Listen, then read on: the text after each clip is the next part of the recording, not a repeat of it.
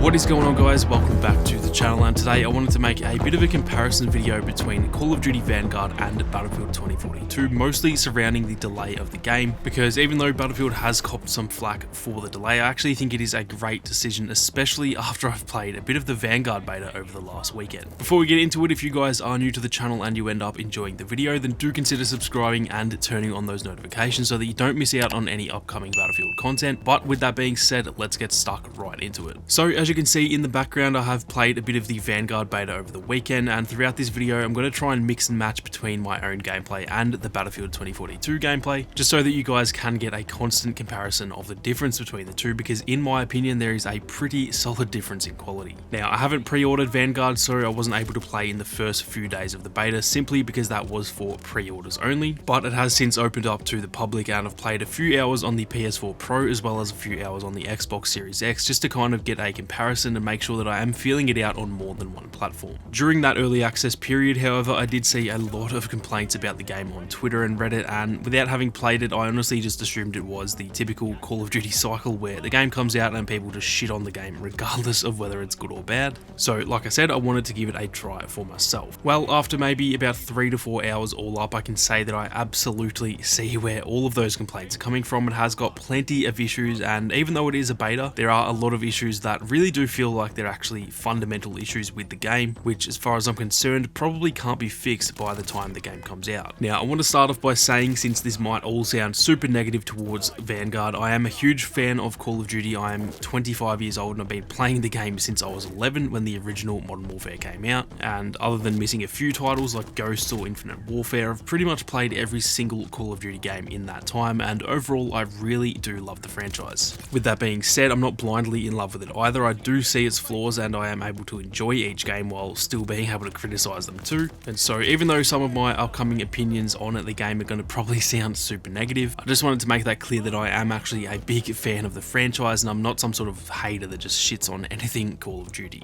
Now, it is just a beta, so I know it will be much better at launch than it is now, but my overall opinion on the beta is that it is not a good Call of Duty experience. It had its moments, and there are a few things that I actually really did enjoy about the game, so it's not all doom and gloom, but honestly I think it is shaping up to be one of the worst Call of Duty titles in years, at least probably the worst since COD World War II, which funnily enough was essentially the prequel to this game, developed by the same company in Sledgehammer Games and set in the same period obviously. Now, like I said at the start of the video, I kind of just wanted to compare the current state of Vanguard to the delay of Battlefield 2042, because I'll be honest, if Battlefield 2042 needs a delay judging by what we've seen, well, Call of Duty Vanguard needs to be delayed as well. A lot of people seem to be thinking that Call of Duty has sort of won that little battle with the Battlefield franchise since they had to delay it, and that means that Vanguard will come out earlier and that Battlefield must be a mess if it's being delayed. But from my perspective, it honestly feels like this is actually a huge positive for the Battlefield franchise. Call of Duty is always so set in its ways. It releases like clockwork every single year. They pump these games out like there is no tomorrow, and honestly I feel like Call of Duty and Activision are almost too stubborn to delay the game, even though, like I said, I actually think it would do Vanguard a world of good if they took their time with it, because it does really have a lot of potential that I'm just not sure it will ever meet. Battlefield 2042 on the other hand has looked great from what we've seen so far, and obviously we haven't seen all that much gameplay and we've also not actually been able to play it yet, so I know it is hard to compare watching gameplay to actually playing the game, but from what we've seen of the game, it already looked a bit more polished than Vanguard does even before the delay. I know people will be quick to point out the tech test gameplay that's been leaked all over the place, but I'll be honest, anyone who uses a tech test from months ago in a debate about the quality of the game hasn't got too much of an idea what they're talking about. Tech tests aren't a beta test, they're not even an alpha, they're essentially a dumbed down version of the game in terms of graphics and many other factors, in order to just sort of make sure that the core mechanics of the game are working, and then the stuff that isn't working can be improved by the time the early alpha and the beta tests arrive, so that when the general player base gets their hands on it, it is in a much better situation, at which point they can obviously focus on the fine tuning. Because of that, I'm honestly just completely dismissing the leaked gameplay, and I would do the same for Call of Duty 2. I'm genuinely not here to pick sides, I'm just giving my thoughts on the delay of the game in comparison to what I've experienced with Call of Duty Vanguard. Now, the reason I think it's a good thing that Battlefield has taken their time with the game is that, to me personally, it shows shows their intent for the game. They don't seem to be just shitting this game out and making sure to get it out on time to please their investors. They don't seem to be closed-minded and stuck in their ways, and the delay, at least in my eyes, shows that they are actually putting their love and care into the game and trying to make it as polished as it can be before launch. Call of Duty, on the other hand, feels like they've not really been given enough time to make the games they want, and because of how quickly they have to pump these games out, I highly doubt Activision would want them to delay the game, because if they do delay it by, say, 2 months for example, then that's only a 10-month cycle before the next game comes out next year, which will most likely be Modern Warfare 2.